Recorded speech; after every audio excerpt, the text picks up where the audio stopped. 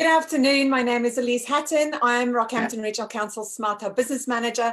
Welcome to our August Lunch and Learn. I'm extremely excited about today's Lunch and Learn because, as you know, Rockhampton Regional Council is very committed to supporting our business owners, people in business, our entrepreneurs and the leaders in our community.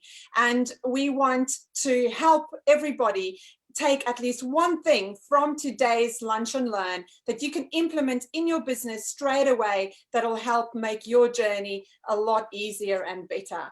I have a very great topic and a great speaker today for our Lunch and Learn. Our topic is all around leadership, and the reason why we chose leadership is because we're coming through a bit of an uncertain time, and a time where everyone has been impacted in one way or the other. And what's extremely obvious to me is that what we need strong leadership, leaders in organizations, leaders in our community, leaders in businesses, rise up, navigate our way into the new normal and really create a bigger and brighter future. And so our guest speaker for today is the phenomenal Jacqui Perkins. She is in fact a leadership expert, and she's just released a great series online around leadership. And Jacqui is a speaker and a coach and a leader and very, very accomplished trainer. And we're very, very privileged to have her with us today. Thank you, Jacqui, for coming along. Thank you, Elise. Thank you. Now, as you all know, I never go through our speakers' bios because if you're here, you've read the marketing and you know all about Jacqui. But what I do share is a quirky fact.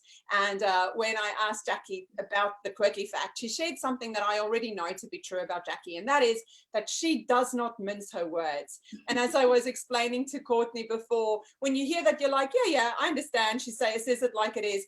But until she actually says it like it is, you're like, oh, now I get it. Now I understand. So we'll see how we go today with Jacqui saying it as it is. We do ask that you participate, that you keep yourself on mute and unmute yourself when you're asked to participate.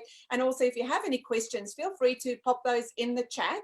And what we'll do is we'll answer those towards the end of our session. So Jacqui Perkins, leadership mission, over to you. Tell us more. Thank you, Elise. And lovely to see all of you, and lovely to see some old familiar faces and friends and clients. Really, really good to connect again.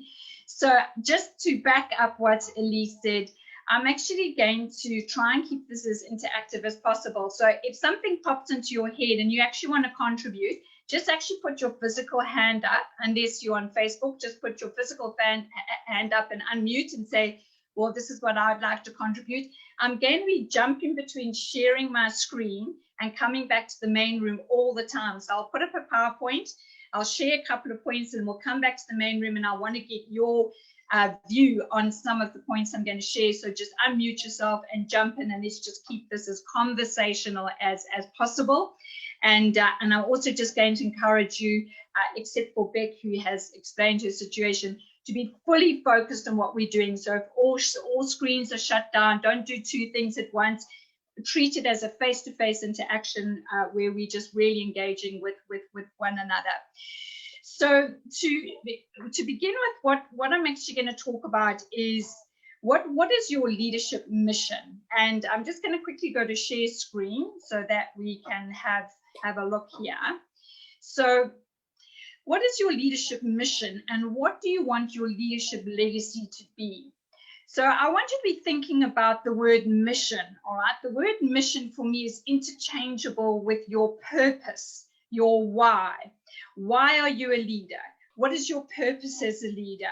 If you think about Simon Sinek and his fantastic TED Talk, Start With Why, he always talks about we need to know why we're doing something, because people are only interested in why we're doing it, not what we do. So what actually makes you throw the doona off in the morning? What makes you get up and go be a leader in your business, in your community, in your church, in your family? What is driving you? What is your purpose? What are you hoping to achieve? And when you are in your coffin at your funeral and people are talking about you, what would you like them to be saying about you in terms of your leadership? What was the legacy you left behind in your community, in your organization, in your family?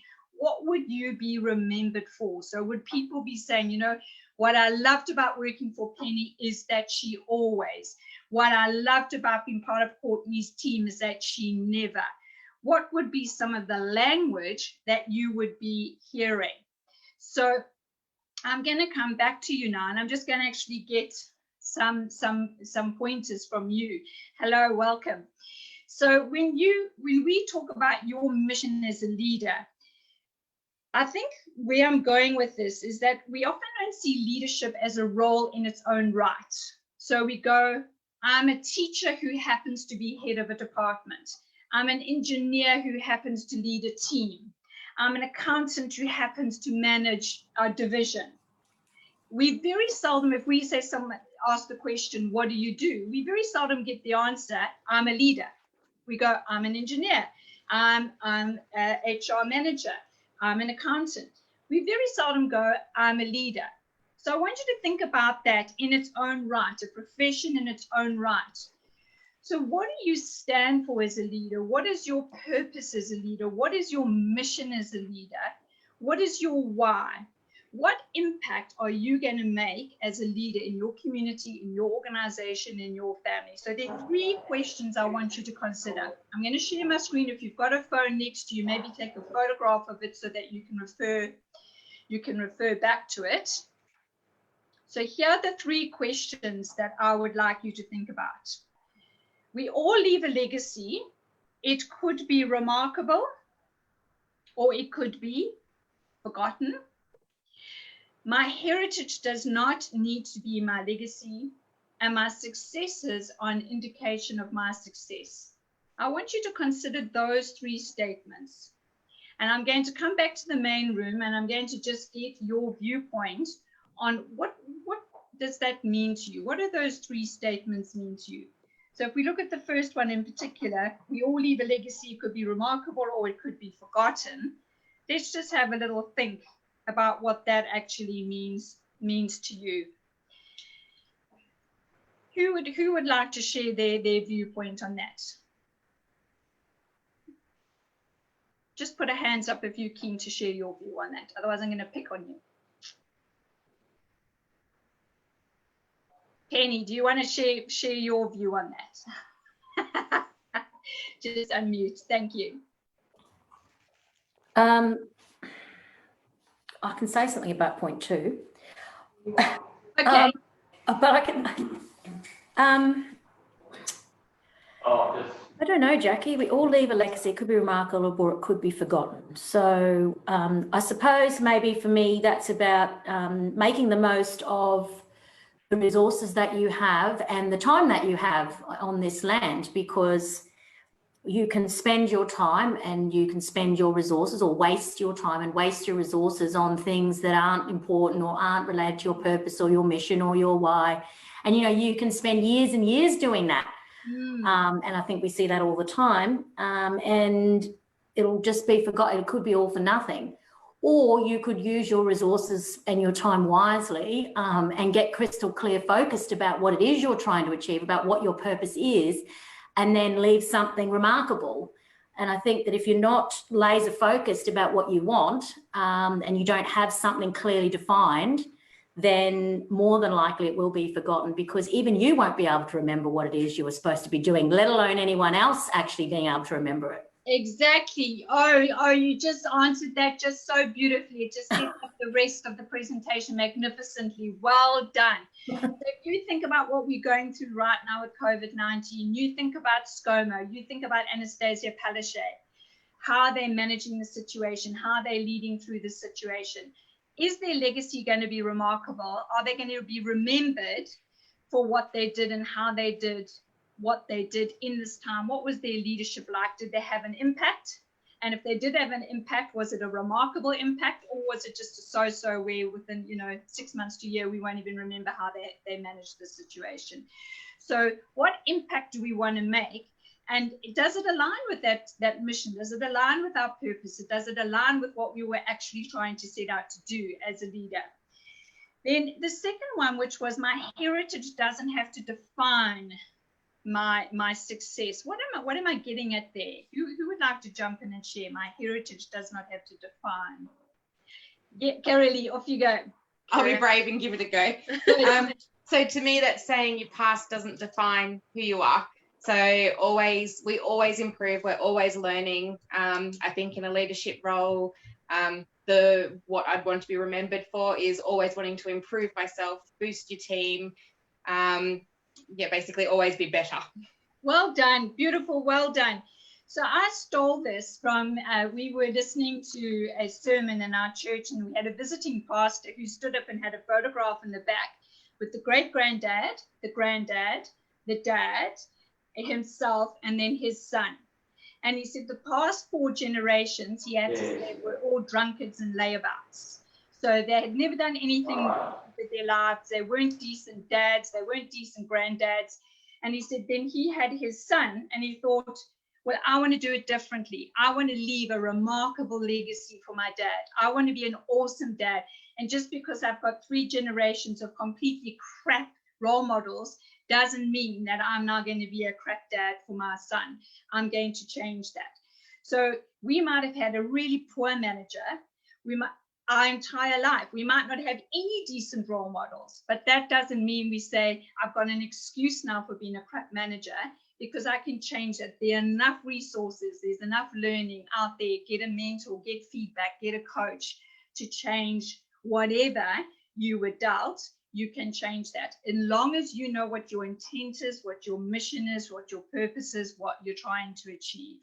No excuses, no excuses. And then that third one, my successes are an indication of my success. Anyone want to just give me a quick little insight on how they see that?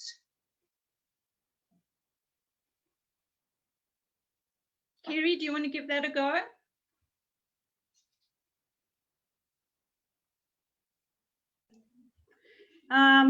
So yeah, my successes, what was it? My successes are an indication of my success. Yep. Of my success. So I guess it's what you perceive to be that what you have achieved to you are an indication of your success of you know. But I also think that a lot of this is about your own perception as well. Like what your perception of what you've achieved might not be what somebody else's perception is as well. True. So I think we just, it's probably my accent, our successes, meaning the people that follow us, so the people in our team, are an indication of our success. So meaning we might have people in our team that actually surpass us. We might have people that achieve way more than us. And instead of being begrudging about that or feeling that, I've got to, keep them where they need to be kept so I can actually keep this position of authority or power for myself, actually to release them and go, my goodness, as a result of my leadership, I've actually empowered people to actually scale mountains that I never thought I'd be able to scale. So you think about how many awesome coaches are out there that were never that great on the sports field. Like they're not brilliant sports people themselves, but they are phenomenal coaches. They know how to get the best out of other people. So really, that's where I'm coming down to that role of leadership. Leadership has not been about the best doer, the best executor, the most talented, the most skilled, the most knowledgeable, the most qualified.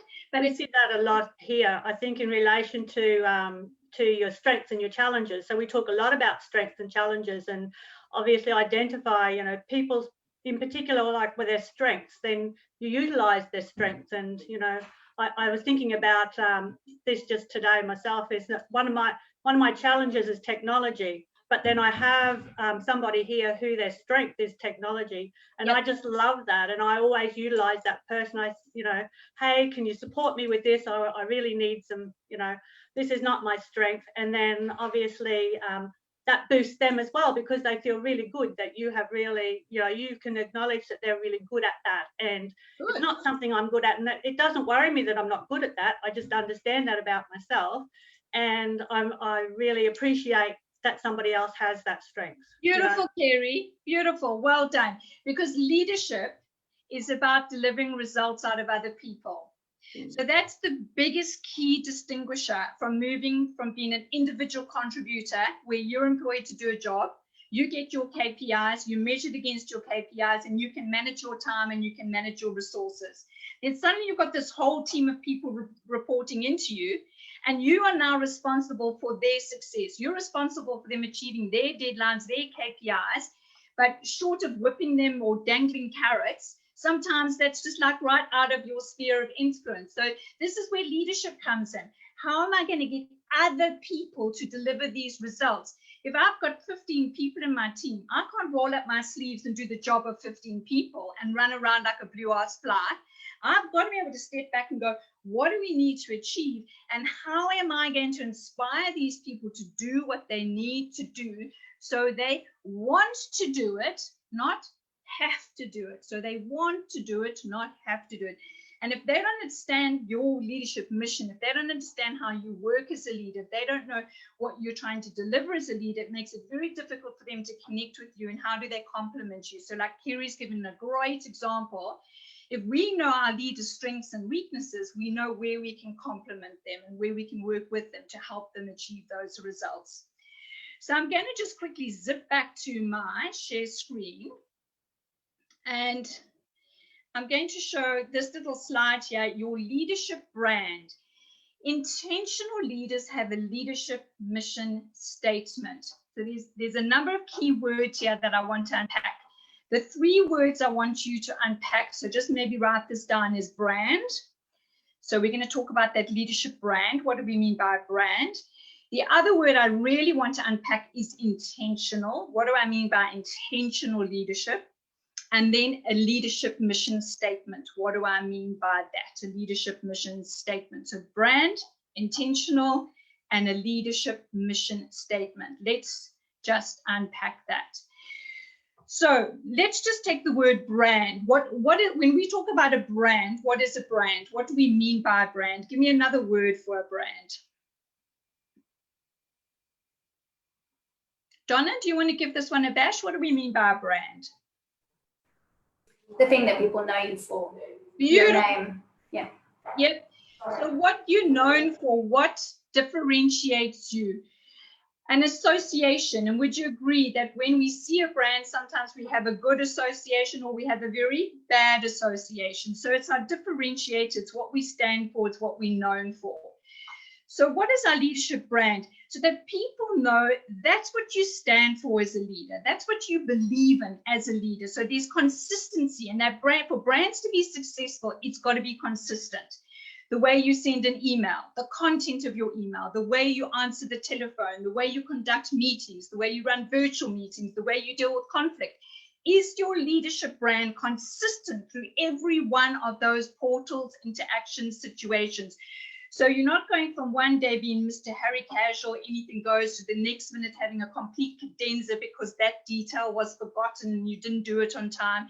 Is there a consistency in your leadership brand? So people go, I know Jacqui, I know what she stands for, I know what her values are, I know what she expects of me. There's a consistency. And do I trust that brand? Yes, is there a good association with that brand? And then if we go into that word intentional leadership. So I often talk about going from accidental manager to intentional leader. Yeah, so going from an accidental manager to an intentional leader. I'm going to pick on you, Bonnie. What does that mean to you, going from an accidental manager to an intentional leader? I'm pretty sure I am that person. Accidental manager. I accidentally fell into the role. Took me a while to realize I was in that role. And here we are. I think that pivotal moment is intentional. I think I'd put another word to that, which is deliberate. It's thought through. So accidental manager, like in all seriousness, you might be thrown into a position where you're having to lead a team or coordinate and things like that. But moving into an intentional leader, in my view, would be figuring out your why, getting your purpose mapped out, identifying your brand, and like you said, keeping all those things in the forefront of your mind. And then in everything you do, doing that deliberately whilst you think about that, so that everything is deliberate and therefore, well, consistent. Beautiful. Yeah. Well done, Bonnie. Beautiful. Well done. Magnificent. So absolutely is a lot of us are promoted into a leadership role without actually being given the tools, the resources, or even the leadership roadmap, or even what are we trying to achieve. And then I'm running around like a blue-ass fly trying to do 20,000 people's jobs because I'm not actually sure what's expected of me. So really, as Bonnie said, understanding, well, what is my leadership mission? And then being really intentional from every meeting I run to every decision I make, to coaching, to performance management, to recruiting. Is that leadership mission coming through in my intentional leadership? Which is why we need a leadership mission statement. So just as businesses have a mission statement, this is our why, this is our purpose, we need to be sharing with our teams, this is my leadership mission statement. This is what I stand for, communicating it with our team. And we're going to use it in two ways. We hold ourselves account to it all the time. So it's there, it's our guiding light, our North Star all the time. Am I aligned? Just as a business says, every time we make a decision, does it align with our mission? Every time we recruit someone, does it align with our mission? Same thing, when I bring someone into my team, have I done it in line with my mission? Have I made a decision in line with my mission? So what is that leadership mission statement? So I'm just going to quickly share my screen, and I'm just going to give you a quick little, that might be a leadership mission statement. I want to inspire people. I want someone to look at me and say, because of you, I didn't give up. That might be my leadership mission statement. That's just a simple, very, very simple guiding North Star. So what is it that drove you to get into leadership? So often when people do training courses with me on leadership, sometimes they come to me at the end and they say, if this is what leadership is about, I don't want to do it. It's far too intense. It's too complicated. It's, you have to be a coach, a counselor, a judge, oh my God, and still do your job. But for other people, they go, this thrills me. I love it. I get so excited by this. I love developing people. I love getting the best out of people. So we've really got to look at leadership as, is this something that floats your boat? Is this something that actually makes you want to jump out of bed in the morning? And if not, there's nothing wrong with that. It's actually embracing that I'd rather be a hands-on contributor than trying to get results out of other people and feeling completely frustrated all the time. But my team need to know what my mission statement is. What are my values? What am I striving for? So that they understand where they sit with me and I understand where I sit with them. Okay, now once we've got that, and I'm just looking at my time here, if the shit hits the fan and we don't have this very clearly in place, this is when chaos is going to reign. So if we're a so-so leader, we'll be able to bump along in the good times. Yeah, if we're a so-so leader, we'll bump along the good times. But if we hit times like now, COVID-19, and we don't actually have our act together, we don't know what our focus is, we don't know what we're trying to achieve, this is then when the wheels are going to fall apart. So how do we lead with certainty in uncertain times? How do we give that confidence? If we don't know who we are, what we stand for, and what our leadership mission statement is, how are we going to lead with confidence in uncertain times? Because the only thing that our team can actually expect from us right now is giving them a level of confidence that they can trust us, that we've got this, that they're in good hands. Everything else is uncertain around them, but the one thing they can say for sure, thank God I've got Elise as my leader. Thank God I've got Kerry as my leader. Yep, she's confident, she's calm, she's resilient, she's focused.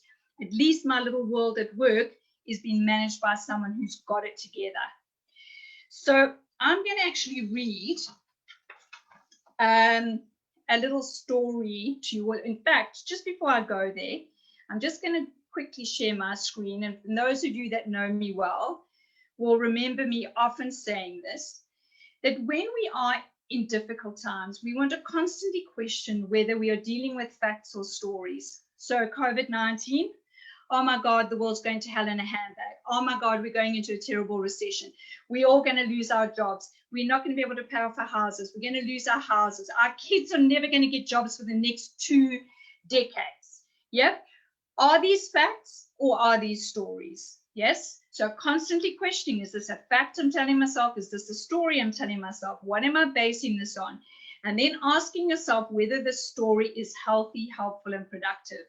So I'm going to share a very personal thing with you, very quick sticks. When COVID-19 hit, Within 48 hours, every single client had cancelled.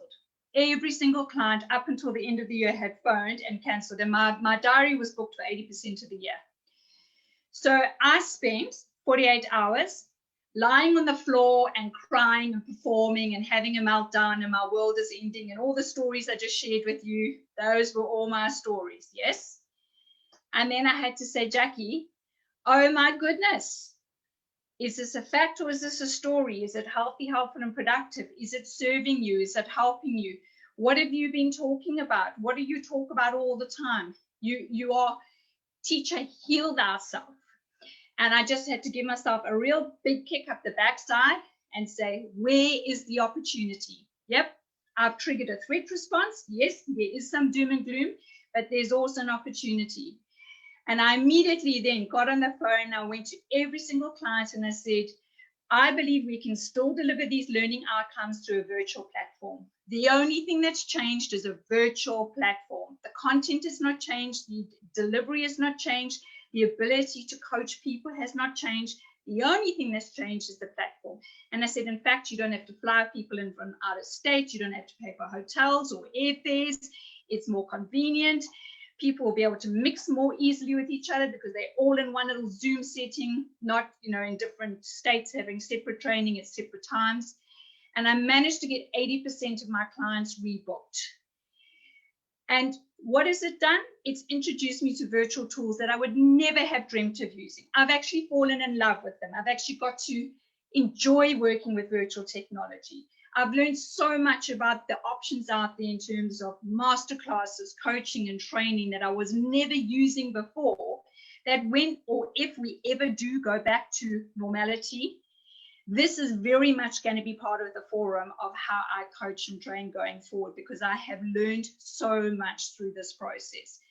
So that's where I really want to challenge us. Is it a fact or is it a story? Is that story healthy, helpful, and productive? And where's the opportunity in this? Where is the opportunity? So I'm going to share a little story with you from a book called 18 Minutes by Peter Bregman. So it is in the PowerPoints, and Courtney will make the PowerPoints available to you. But why I chose this story is because it was written just when the global financial recession hit the United States. And it's called When the Future is Uncertain, Avoiding Paralysis. So the author says there's something curious about a group of houses in Utah. They're falling apart. Windows covered with wood, roofs patched with blue tarpaulin, blowing in the wind, walls simply missing, and yet people live in them. These houses are not being built, they are half built. This has nothing to do with the real estate crash. It's not a consequence of poverty, nor is it a design statement. The house's inhabitants simply aren't motivated to finish them. You see, they're fundamentalist Mormons who have been excommunicated by the mainstream Mormon church for their practice of polygamy. And their last known leader, Warren Jeffs, had a penchant for predicting the end of the world on a rolling 6 months basis. If you think the world is about to end, what's the point in fixing your house? When I described these houses to my client, Anne, who's the senior leader of a large retail bank, her face contorted with recognition. Oh my God, that's exactly what I'm doing, she said. I'm living in an unfinished house. She said, nothing's clear. I don't know what to say. I've cancelled all my quarterly meetings with my team. I don't know what to tell them. Will their roles even be here in 2 months? Will their priorities change? Will they even exist? There's just so much uncertainty. I don't want to meet with them. She knew it was a mistake not to do the all hands call, and yet she admits to me she hadn't done many of her normal management routines. She regularly cancelled meetings with her direct reports and even skipped their performance reviews and career development conversations. Why have a career development conversation with someone when there's a good chance they may not have a career with you? You're super busy, understaffed, stressed, and feeling vulnerable yourself. So here's the problem. When our future is uncertain, we have a hard time functioning in the present. So what do? David McClelland is a Harvard psychology professor who wrote the book Human Motivation. And he has given us a short version of what everyone is driven by. So I'm going to share with you 3 things we can be doing with our teams when our future is uncertain. Now, if you're familiar with the SCARF model, Dr. David Rock's SCARF model, it actually aligns really, really nicely with the SCARF model, but I'm not going to get into that. I'm just going to share these 3 things according to this psychology professor. So 3 things, so there's the book. 3 things he suggests is every one of us desires achievement. So in this time of uncertainty, we still have a desire to compete against increasingly challenging goals. So maybe instead of talking about end of year targets or end of year goals or big projects that you're waiting for money to come in and the money's not coming in, think about smaller projects, maybe a skill set you want to master, things that you've been meaning to do but haven't had time to do. So what are some, virtual tools that maybe you could be learning, or, new technology or new skill set, or a mini project that's just always been put on the back burner because there's never time, and set it up there as something that they can master and work towards, something they've got control over, and that they have a sense of accomplishment and they feel challenged. The second is that we all have a need for affiliation, the desire to be liked and to belong.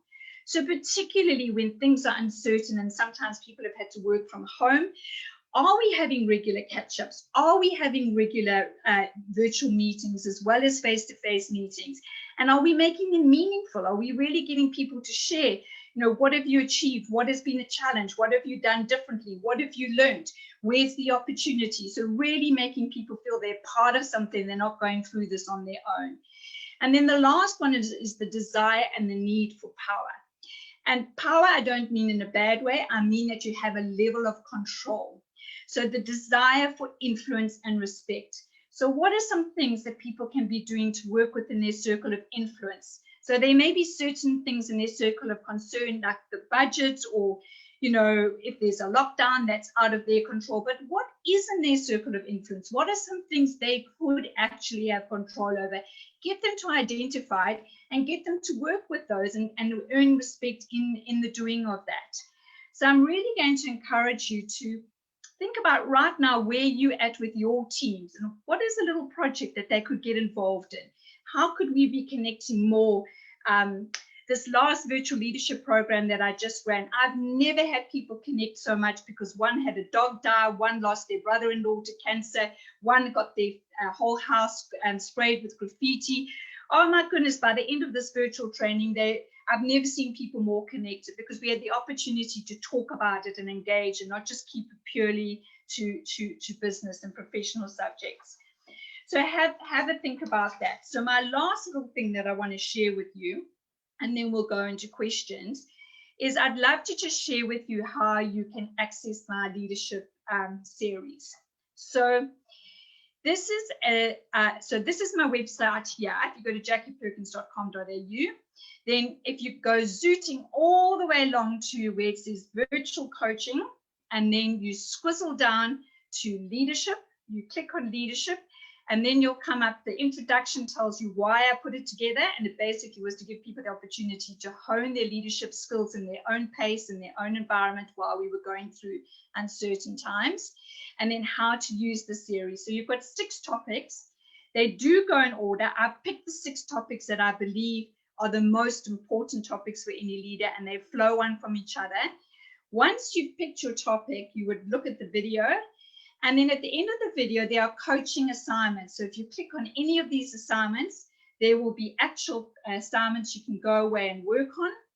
There are worksheets that would go with those particular assignments. And then there's a whole heap of resources that I've suggested, whether it's books or videos that you can go and look at. So these are all completely free of charge, available to you to share with your teams. And it's something that you can just work on your own to just keep those leadership skills honed. So what I would like to suggest now is, just before we get into questions, I want you just to commit to 3 things that you're going to do in terms of your leadership. So what are 3 things that you're going to do to commit to in your leadership role right now, and just jot them down. And we'll whiz around the virtual room in a moment and get those from you. But before we get that feedback from you, I'm just going to ask what questions anyone has that they would like to ask. And if Elisa's got any that have come up on her chat side, she can share them with me as well. So any questions?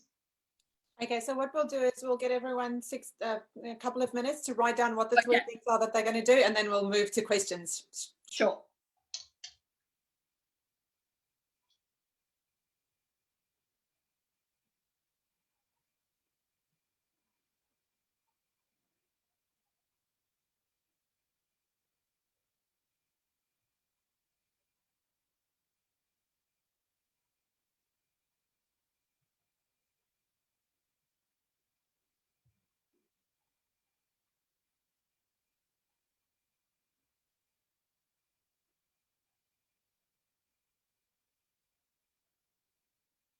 Okay, so I'm just going to ask you to share one of your three. So Mary, do you want to just share your most favorite one?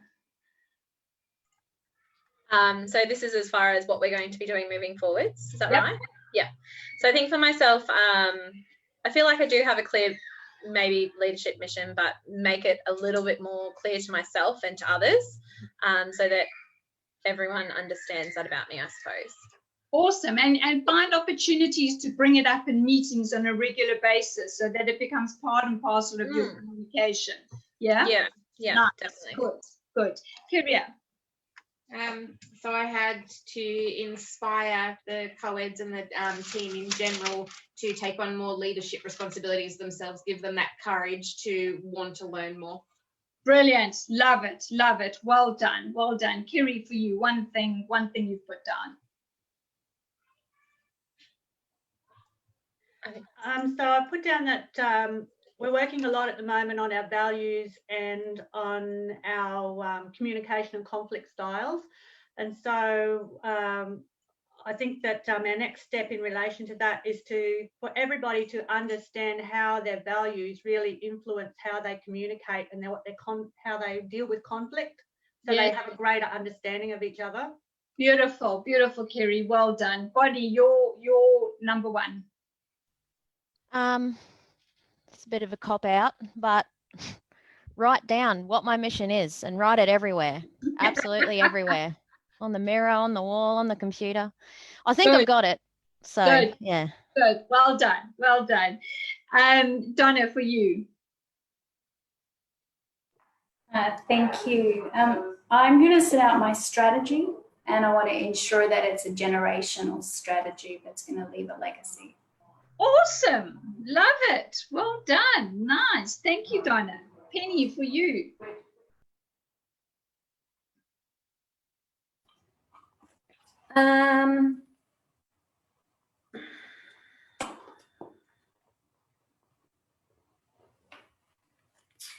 Yes, I'm also going to work on legacy. Okay. All right, nice. Thank you. Justine.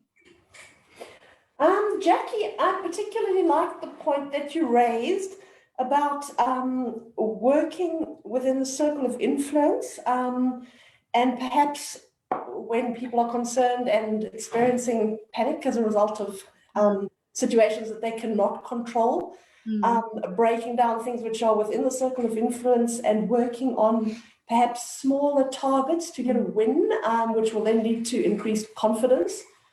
Keep the momentum going and avoid the paralysis. And I think identifying opportunities like that would be very beneficial. Well done, Justine. I think those small wins are so important. Is maybe let go of the big benchmarks and just say, let's focus on the small wins and let's celebrate those small wins instead of just taking them for granted. Absolutely. Well done. Elise, any questions that you found? Okay, now is your opportunity just to pop your questions in the chat if you have any questions. So I have a question, Jack. So, and it relates to the story that you read in the book, right? So as leaders, and I do believe everyone on this call can realize and has the identity of being a leader.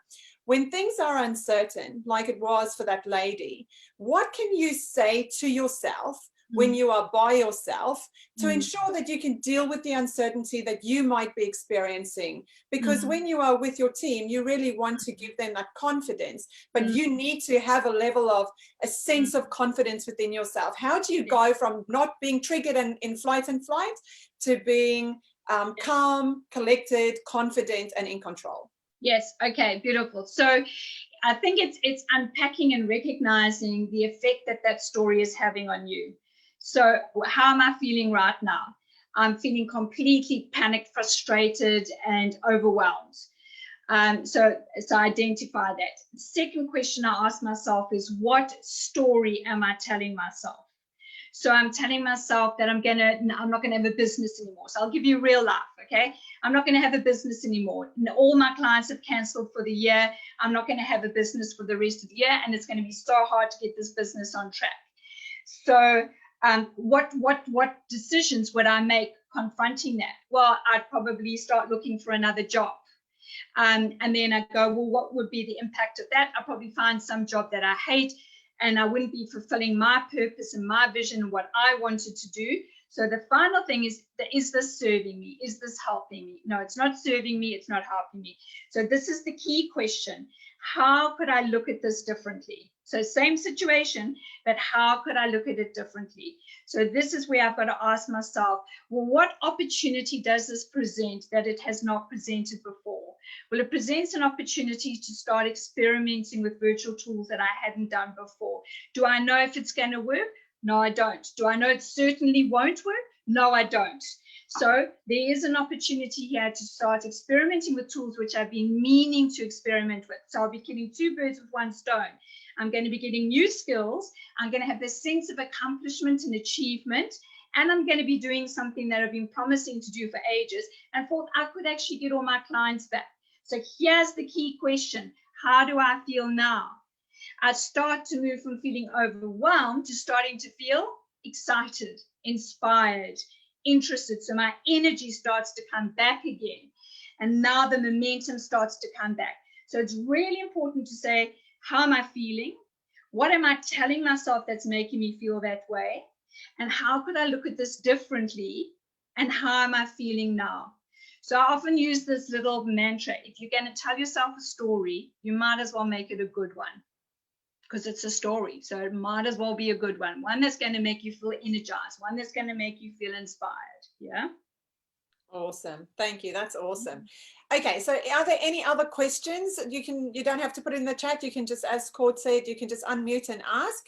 We'll just give you a couple of minutes to ask a question if you have a question.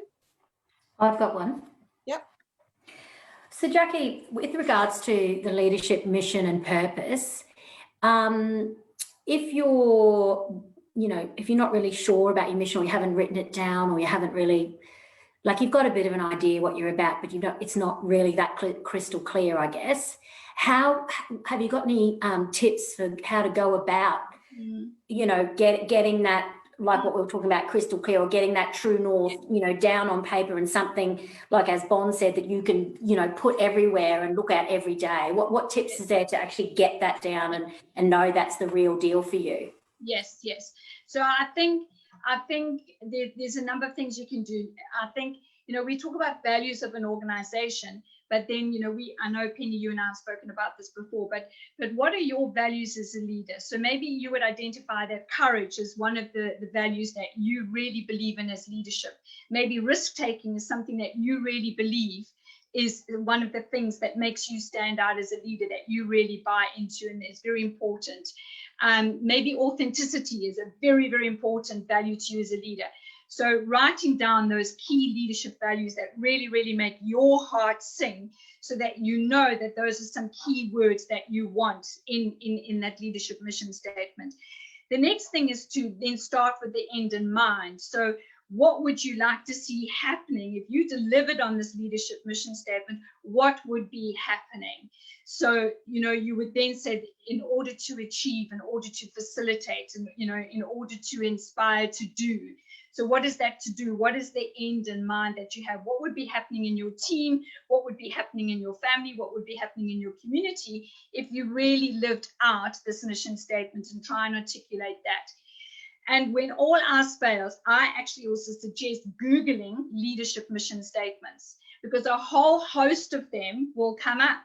And there'll just be keywords that where you'll go, wow, that word was really helpful, or that phrase was really helpful, or that connects with me, that definitely doesn't connect with me.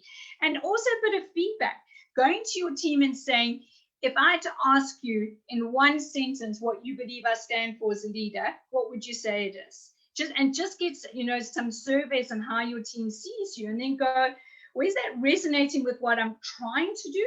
Or is it actually, you know, a little bit off center? So that gives me a yardstick on where I maybe want to tweak with that and play with that. Yeah. Awesome. Awesome. Any other questions?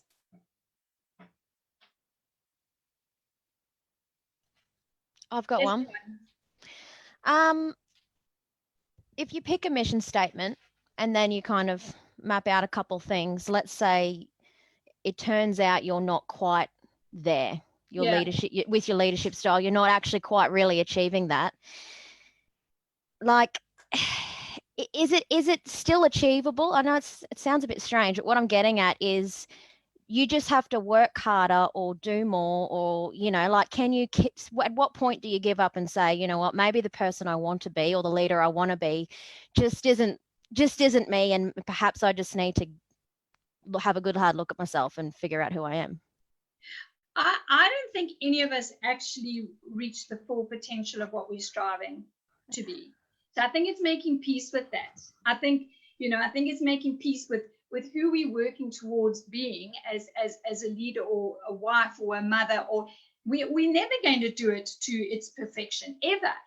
And that's the point of it, is that it's, you know, it's a yardstick, it's a vision, it's a goal that we set in our sights, that we work towards. I think what's more important is being honest about where we're on track towards it and where we're not on track towards it. And also, I think the most courageous thing to do is to share it with our teams and to give them permission to give us feedback on it. You know, to say, this is what I'm working towards, this is what I'd like you to hold me to account. And when I'm doing it well, I'd love some feedback on when I'm doing it well. And when I'm not doing it well, I'd love some feedback on why it's not working. And so, because it just then means that you've got people that matter that are holding you to account to it. But I don't think it's about actually setting yourself up for something that you're not going to achieve. If it's important to you and it matters to you and you value it, the fact that you're just working towards it is enough. And I think it's such a cliche, enjoying the journey, not the destination, such a cliche, I know, but I really, really mean that. It's the learning that's the joy. It's the experiencing that's the joy. It's the experimenting that's the joy. It's not the achievement. It's not the accomplishment. It's testing, experimenting, getting feedback, what's working, what's not working. That's the joy, not the actual accomplishment of it. Yeah. Fabulous. Okay, we have a question on Facebook from Talita, and I'll just read out the question, Jax. Do you create a team vision statement involving the team in creating, or do I reflect my personal vision and purpose statement and create a key statement that I'd like to see how my team develops? Okay, beautiful. So I actually see them as separate. So my leadership mission statement is how I want to conduct myself as a leader. But if I'm now looking at my team, I've got to go and look at the vision of the organization, which is the where are we going? I've got to look at the mission of the organization, which is why are we going there, the purpose. And that then helps me say, what is the strategic direction of this business, the what? And then how are we going to get there, which is the values which create the culture. So when we look at our team, the team now needs to create two things: a team mission statement that aligns with the strategic direction of the business. So I would do it through a series of SurveyMonkey questions, where you throw out questions like, why does our team exist? What would happen to the business if it didn't exist? Who are internal customers? What do they need and expect? Who are external customers? What do they need and expect? What is something I wish our team was doing that it's not doing? And get them to collate a team mission statement to say, this is what we stand for as a team. That's the what. And then I'd look at the how, which is your team agreement. So how do we want to work together as a team? How do we want to resolve conflict as a team? How do we want to allocate resources as a team? How do we want to make decisions as a team? And then that's your team agreement.